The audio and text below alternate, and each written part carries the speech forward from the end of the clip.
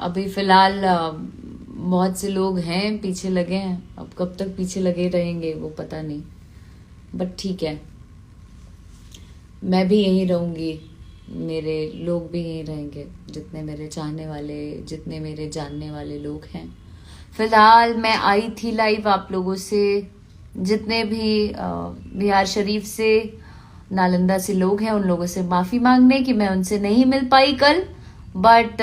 जब भी मौका मिलेगा डेफिनेटली आऊँगी और आप लोगों से मुलाकात करूँगी। पर I mean I don't know, कुछ तो बताऊंगी कभी,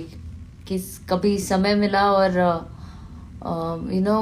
कुछ कुछ चीज़ों का वेट कर रही हूँ मैं, जैसे ही आएगा उसके बाद मैं बताऊंगी कि क्या क्या चीज़ें इन्वॉल्व थी इसमें, और भी बहुत सारी बातें। एनीवे, सो आप लोगों के लिए जितने भी लोग यहाँ पर हैं, उन सभी लोगों के लिए बहुत बहुत बहुत बहुत बहुत एक बार फिर से कहना चाहती हूँ, नवरात्रि की ढेरों शुभकामनाएं।